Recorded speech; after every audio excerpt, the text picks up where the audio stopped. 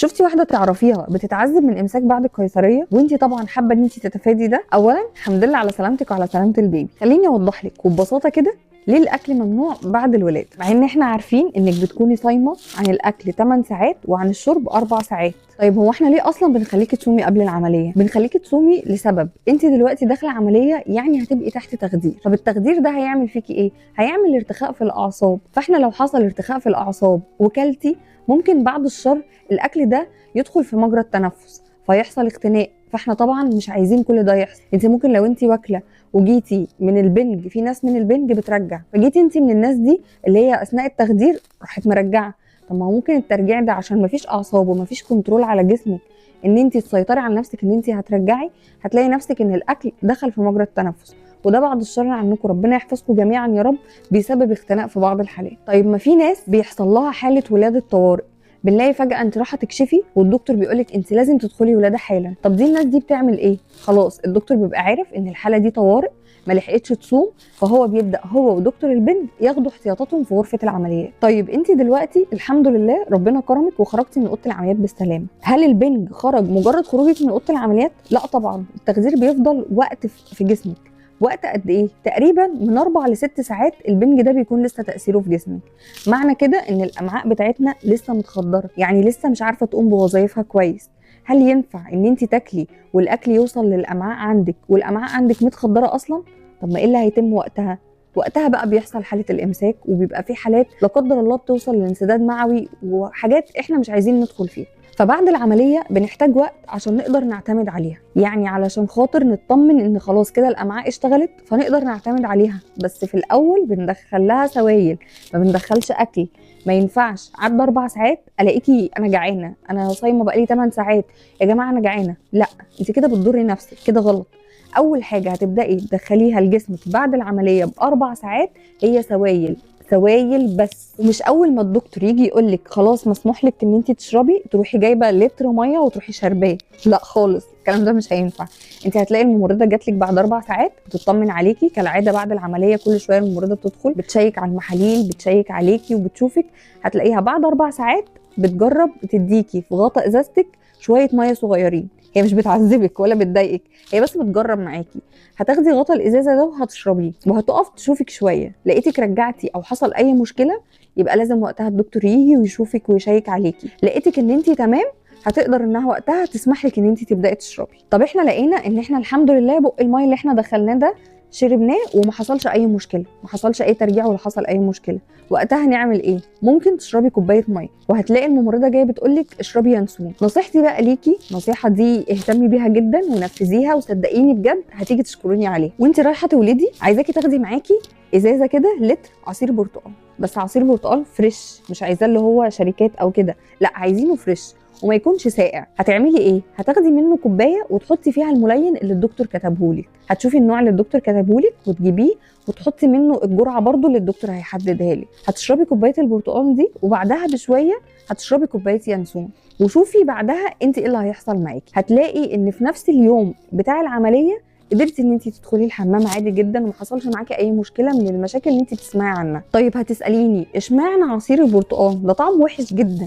لا، ما انا هقول لك حاجه، انت ممكن تحليه بس مش بالسكر، احنا هنحليه بعسل ابيض، وبرده مش هنحليه قوي. مش معنى ان احنا سامحين ان احنا نحليه ان احنا نفضي برطمان عسل، لا هنحليه بعسل ابيض وبرده بكميه بسيطه. طب ليه بقى عصير البرتقال بالذات؟ هقول لك فوائده لا تعد، هقول لك منهم 5 فوائد. اول حاجه انت بتفقدي طبعا كميه سوائل كتير وانت في غرفه العمليات خارجه منك على هيئه دم. عصير البرتقال هيعوضك عن السوائل اللي انت فقدتيها دي. تاني حاجه انت خارجه من ولاده، اكيد الحديد عندك ناقص. عايزه اقول لك ان عصير البرتقال عنصر مهم جدا جدا جدا في امتصاص الحديد، هيخلي جسمك يمتص اي اكل داخله حديد، هيخليه يمتصه بسهوله. تالت حاجه اللي احنا محتاجينها طبعا جدا بعد العمليه ان هو مليان الياف، فهيلاقي ان حركه الامعاء بتتسهل بسبب الالياف الموجوده فيه دي، فهيساعدنا جدا في المرحله اللي احنا فيها دي اللي هو احنا عايزين الامعاء تشتغل، فهو هيساعدنا جدا. ده غير بقى ان هو بيحسن جدا في التئام الجروح، يعني هيخلي الجرح بتاع القيصريه يلم معاكي بسهوله، هتلاقي ان انت جرحك مش زي الناس اللي جرحها بيلتهب. ده غير طبعا الفايده الاشهر ليه ان هو مليان بفيتامين سي، طب هو فيتامين سي هيعمل لي ايه وانا والده؟ هيعمل لك حاجه مهمه جدا، هيعزز مناعتك ويقويها. انت وارد بعد الشر ممكن يحصل لك اي عدوى، اي انتقال عدوى من المستشفى، المناعه بتاعتك في الوقت ده هتكون قويه. انت ساعدتيها بعصير البرتقال فزودنا المناعه، فالمناعه بتاعتك هتهاجم اي عدوى انتقلت لك من المستشفى. طيب احنا بقى هنقضيها سوائل لحد امتى؟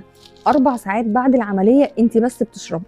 مش هينفع ابدا ان انت تاكلي. والله انا عارفه ان انت جعانه وعارفه ان انت محتاجه تاكلي، بس معلش عايزين نطمن بس ان الامعاء ابتدت تشتغل. طيب ال4 ساعات دول لازم التمريض هتلاقيهم بيعدوا عليكي كل شويه، هي رجعتي، هي حصل مشكله، بطنك وجعاكي، انت هتطمنيهم. بعد ما تطمنيهم ويعدوا ال4 ساعات دول معاكي على خير، هيقولوا لك احنا خلاص احنا سمحنا لك ان انت تاكلي.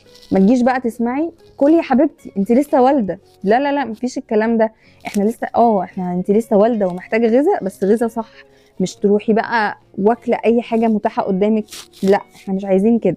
طيب يعني احنا كده اتفقنا ان اول اكل هناكله هيكون بعد 6 ساعات من العمليه. عايزه انبه عليكي قبل ما تبداي بالاكل تكوني حطيتي الملين في العصير زي ما اتفقنا. في دكتور ممكن يقولك مش هكتب لك ملين دلوقتي، لا اطلبي منه ان هو يكتب لك الملين، ما تستنيش ان انت يجيلك امساك وتبداي تدوري على الملين. انت دلوقتي والده، يعني بطنك مفتوحه، يعني في جرح، يعني مش هتقدري ان انت تضغطي على عضلات بطنك عشان تساعدي نفسك انك تعملي حمام، مش هينفع. فانت ما تستنيش ان انت يجيلك امساك، لا لو بصيتي في الروشته بتاعتك اللي هي الدكتور سلمها لك بعد الولاده وما لقيتيش كاتب لك ملين، قولي له يا دكتور لو سمحت اكتب لي ملين، انا بحتاج ملين. لو التزمتي بكل اللي احنا قلناه ده وكل اللي اتفقنا عليه، هتلاقي ان ممكن قبل ما تخرجي من المستشفى طلعتي غازات. مش هنقول ان انت لازم تكوني عملتي حمام، لا هتكوني طلعتي غازات، بس التزمي باللي احنا اتفقنا عليه ده كله. طيب في ناس الدكتور اول ما بيطمن ان هي طلعت غازات خلاص بيقولك اخرجي من المستشفى، او في ناس ممكن تقعد في المستشفى شويه. طيب انت دلوقتي 6 ساعات وتسمح لك ان انت تاكلي، هتبداي تاكلي ايه؟ هتبداي تاكلي شويه رز يا دوب مسلوقين، يعني هم يا دوب معمولين في شويه ميه وبس، مفيش معاهم اي اضافات، ومعاهم شويه شوربه خضار، دول بس اللي مسموح لك تاكليهم اول ما يتسمح لك بالاكل. يعني عدى 6 ساعات على العمليه وعايزه هاكل شويه رز مسلوقين وجنبهم شويه شوربه خضار. مش عايزه تاكلي رز، مش عايزه تاكلي خضار، ممكن تاكلي موزايه، ممكن تجربي تقشري تفاحه وتاكليها، ما تاكليهاش بقشرها، القشر اصلا بيعمل عسر هضم، واحنا طبعا مش عايزين ده خالص دلوقتي. بعد الاكل كلتي وخلاص بقى انت حابه ان انت تشربي حاجه عشان انت كلتي، مش هينفع ابدا تشربي بيبسي، مش البيبسي بس، مش هينفع ابدا تشربي اي مشروبات غازيه، هتزود لك الانتفاخ وهتعمل لك مشاكل انت في غنى عنها. طيب هتلاقيهم بيقولوا لك يلا اشربي قهوه عشان البنج هيجيب لك صداع، اشربي قهوه عشان تتفادي الصداع ده. هتعملي ايه؟ اشربي قهوه عادي مفيش مشكله، بس يكون فنجان صغير ويكون خفيف. محدش يعمل لك قهوه اللي هي تقيله، اللي انت مثلا يحط لك معلقتين بن على الفنجان، لا هتشربي فنجان قهوه بس يكون خفيف ويكون فنجان صغير. طيب دلوقتي انت هتقعدي حوالي 3 ايام بعد العمليه عندك الصداع بتاع البنج، بتحسي ان انت اول ما بتقومي ان انت ضغطي، بتحسي ان انت عندك صداع، حاجه ماسكاكي من هنا، ده بسبب البنج، ما تخافيش ده مش ضغط او مشكله، لا هو بس تاثير البنج بيخرج من جسمك. هتفضلي تشربي قهوه بس برضو هنخلي بالنا، هو مسموح لك بفنجان صغير في اليوم. انت دلوقتي بداتي مرحله جديده وهي مرحله الرضاعه، يعني انت مش بتاكلي ومش بتشربي لوحدك، انت في بيبي، اي حاجه بتدخليها لجسمك بتوصل له هو كمان. هتشربي قهوه انت اللي هترجعي تزعلي، هتلاقيه بدا يبقى فايق ونشط معاكي، الكافيين ده هيدخل جسمه هيخليه صاحي مش هينيمك، فانت خليكي حذره. هتشربي فنجان صغير زي ما اتفقنا وخفيف، احنا بس بنشربه عشان يساعدنا ان الصداع اللي البنج سببه لنا يروح، لكن مش بتشربيها عشان انت حد زي ما بيقولوا كده كيف قهوه، فلازم مج كبير كده عشان خاطر احس ان انا شربت قهوه، لا لازم تفتكري ان انت دلوقتي في بيبي، اي حاجه بتدخليها لجسمك بتوصل. طيب احنا دلوقتي الحمد لله روحنا ولقينا ان اول 24 ساعه بعد الولاده عدت معانا بسلام، مفيش ترجيع، مفيش انتفاخات، مفيش اي حاجه نقدر ان احنا نشتكي منها. هنعمل ايه او هنبدا ناكل ازاي؟ فاكرين النظام اللي احنا كنا ماشيين عليه في الحمل اللي هو نظام وجبات كتيره بس صغيره؟ هتلاقوني متكلمه عن النظام ده وازاي نقسمه في فيديوهات سلسله الحمل شهر بشهر. طيب انا دلوقتي صحيت من النوم اهو، لسه والده امبارح. بصي اول حاجه ابداي بيها يومك، حاولي تشربي كوبايه بليله. البليله ليه؟ لان هي قمح، يعني الياف، يعني حاجه هتخلي الامعاء تشتغل. طيب اتغدى ايه؟ عايزين نتغدى حاجه خفيفه، ممكن شويه رز برضو اللي هم مسلوقين اللي احنا قلنا عليهم، ومعاهم فراخ بس فراخ مسلوقه او مشويه لكن مش متحمره في الزيت. ممكن اختيار تاني لو انت مش عايزه رز وفراخ بس لازم البروتين يدخل جسمك، هتعملي ايه؟ هتعملي برده شويه خضار بس مش متسبكين، يعني سويهم على البخار بقى، او اللي هو مثلا هتسلقيهم، يعني حاولي انهم المهم ان هم يكونوا مش متسبكين، وجنبهم شويه شوربه بقى، شوربه خضار، شوربه لسان عصفور. عايزاكي تهتمي جدا جدا بالسوائل في الفتره دي. انت جسمك محتاج على الاقل يدخل له حوالي 5 لتر سوائل في اليوم. 5 لتر مش هتفضلي تشربي ميه بس، لا، يعني السوائل دي ميه، عصاير، مشروبات دافيه، شوربه. دخلي جسمك السوائل على هيئه الحاجات دي. صدقيني بجد محدش والله العظيم هيشيل عنك تعبك بعد الولاده. يعني انت اللي هيقعدوا حواليكي يقولوا لك كلي، انت لسه والده، اتغذي، اتغذي بس اتغذي صح. يعني مش عايزاكي اللي هو تدوسي على نفسك في الاكل، فجاه هتلاقي نفسك معدتك بقت قد كده، بقى في انتفاخ، بقى في امساك، بقى في مشاكل. انت يعني هنكتفي بجرح القيصريه، يعني خلينا مكتفيين بجرح القيصريه، مش عايزين جنبه اي مشكله تانية. فنحاول ان احنا نتلاشى كل الكلام ده اول اسبوع بس، نعدي اول اسبوع على خير مع بعض، وبعد كده دنيتنا هترجع طبيعيه جدا، ما عندناش اي مشكله في اي حاجه. احنا اتفقنا ان احنا مش هنخض المعده باكل تقيل، المعده لسه بتفوق من تخدير، هي كانت متخدره واحنا لسه بنمهدها، فهندخلها الاكل بالتدريج. يعني هنعدي بس اول 48 ساعه، اول يومين بعد الولاده، بالنظام اللي احنا اتفقنا عليه ده، اللي هو اكل خفيف، اكل مسلوق، واحده واحده كده بالتدريج هنبتدي ان احنا ندخلها الاكل بالطريقه الطبيعيه بتاعتنا اللي كنا ماشيين بيها قبل الولاده. من بعد اليوم الثالث بقى لمده اسبوع، يعني من بعد اليوم الثالث من الولاده ولحد ما نكمل اسبوع، ايه الاكل اللي احنا هندخله بالتدريج.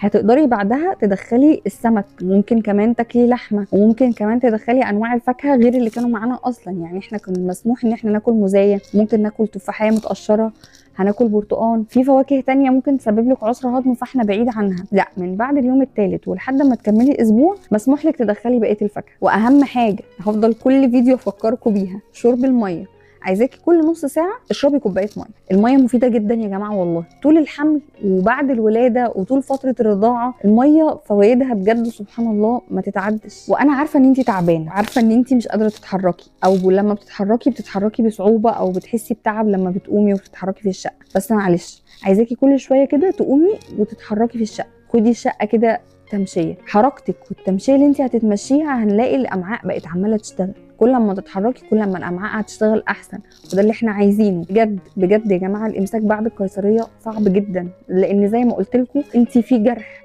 فانت مش هتقدري ان انت تضغطي على عضلات بطنك عشان تساعدي نفسك تعملي حمام. الموضوع بيبقى صعب، بس كل حلوله في ايدك انت. وفي اكلات كنا اتكلمنا عنها قبل كده في فيديو، ان هو البروتين اللي هو مش لحوم، البروتين ده متوفر في اللوبيا قلنا، والفاصوليا البيضاء، والفول، والحمص، والعدس. الحاجات دي كلها على قد ما هي مفيده جدا، على قد ما هي هتتعبك لو انت كلتيها في الوقت ده. يعني من بعد ولادتك ولمده اسبوع حاولي تتفادي اللوبيا، الفاصوليا البيضاء، الفول، العدس، الحمص، البسله، اي بقوليات عامه، عشان دي برضو من اهم مسببات الانتفاخ، واحنا طبعا بنتفادى اي حاجه تسبب انتفاخ في الوقت ده. طيب وهنبعد عن ايه كمان؟ هنبعد عن الاكل المسبك. يعني احنا قلنا ان احنا هناكل خضار، بس الخضار يا اما مستوي على البخار يا اما مسلوق. وهنبعد عن الحاجات المقليه، يعني هناكل فراخ بس هناكلها يا اما مسلوقه لا اما مشويه، مش هناكلها ان هي متحمره في الزيت. قلنا هندخل السمك، طيب هناكل السمك مشوي معمول في صينيه دخل الفرن، لكن مش السمك المقلي طبعا. وطبعا طبعا طبعا هنبعد عن الحراق تماما، وبرده مش عايزاكي تدخلي الثوم في اكلك خالص. وعلى اتفاقنا، مش معنى ان احنا خلاص ابتدينا نرجع لحياتنا الطبيعيه وابتدينا ندخل الحاجات ما كانش مسموح بيها لسه في اول يومين، واحنا هو في اول اسبوع والدنيا بدات تمشي تمام، ان احنا نشرب بيبسي او ان احنا نشرب اي مشروبات غازيه،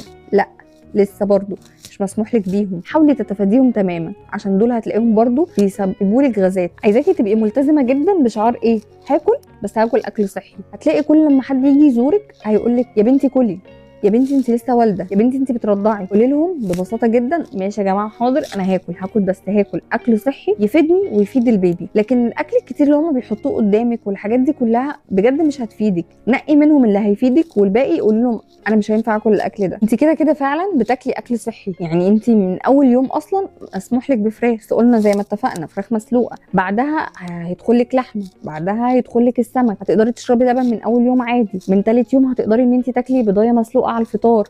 فانت داخل لك كالسيوم اهو، داخل لنا بروتين، داخل لنا الاكل اللي هيفيدنا، وفي نفس الوقت مش هيأذينا، مش هيسبب لنا مشكله حوالي 80% من الوالدين قيصري بيشتكوا منها. انا قلت لكم في اول الفيديو هنهتم بالسوائل، وفي نص الفيديو قلت لكم برده ان احنا هنهتم بالسوائل، وبرده دلوقتي هرجع افكركم تاني بالسوائل. احنا قلنا احنا محتاجين قد ايه سوائل؟ محتاجين 5 لتر يوميا يدخلوا جسمنا. انت دلوقتي في حد محتاج منك كميه سوائل كتير، السوائل غير انها هتساعدك في ان هي تعوضك السوائل اللي انت فقدتيها وقت الولاده، غير انها مفيده جدا للرضاعه. طبعا احنا لسه هنتكلم عن الرضاعه في فيديوهات تانية، بس زي ما قلت لك ال5 لتر مش هيدخلوا على هيئه ميه بس، اكيد مش هتقدري تشربي 5 لتر ميه، تشربي شوربه، تشربي عصاير، تشربي مشروبات دافيه، تشربي ميه كل نص ساعه كوبايه ميه زي ما اتفقنا. هتلاقي ان انت الحمد لله استرديتي صحتك في وقت قصير جدا. طيب احنا اللي احنا اتكلمنا عنهم اللي فاتوا دول كلهم، اللي هو سمحنا لهم بالميه الاول، وبعدين سمحنا لهم بالمشروبات الدافيه، وبعد كده سمحنا لها باكل مسلوق اول يوم، وبعد كده دخلنا لها البروتين، الكلام ده دول اللي ما حصل لهمش اي مشكله. طيب لقيتي ان انت اول يوم عدى وتاني يوم عدى وانت ما خرجش منك غازات، ما عرفتيش تدخلي الحمام، لقيتي بطنك منفوخه، لقيتي ان انت عندك مغص او في سخونيه او نفسك بتاخديه بصعوبه، كل الاعراض دي لو ظهر عليكي اي عرض منهم لازم تكلمي الدكتور بتاعك. تكلميه بقى وتشوفي انت بطنك منفوخه، تشوفي ان انت مثلا هتقولي له انا ما دخلتش الحمام، ممكن يزود لك جرعه الملين، هتقولي له مثلا انا لسه ما خرجش مني غازات، لازم ياخد معاكي اي اجراء عشان نتفادى بعد الشر الانسداد المعوي. ان شاء الله ان شاء الله يعدي معاكي اول اسبوع على خير، والحمد لله ما حصلش اي انتفاخات، ما حصلش اي مشكله في الهضم، ما حصلش ان انت جالك امساك، خلاص تبداي ترجعي حياتك طبيعيه جدا، بس برضو بالتدريج. خلينا متفقين يا جماعه، الامعاء لسه كمان بترجع مكانها، ربنا كان مسخر سبحان الله كل حاجه للبيبي جوه، كل حاجه بتتاخد من مكانها عشان البيبي ده يقدر يكبر جوه براحته، فكل الحاجات دي بتبتدي لسه ترجع مكانها تاني. ده غير طبعا ان هي طالت من التخدير اللي انت خدتيه. واحده واحده هتلاقي اول اسبوع عدى معاكي بسلام، خلاص ابداي ارجعي عيشي حياتك طبيعيه جدا، كل اللي انت بتحبيه، بس برضو على هيئه وجبات صغيره بس متكرره. يا رب يكون الفيديو فاتكم واكون عرفت اوصل لكم المعلومه بطريقه بسيطه، ولو حابه غيرك يستفاد بالفيديو شاركي الفيديو معاه، وما تنسوش اللايك والاشتراك، ولو عندك اي سؤال اكتبولي في الكومنتات.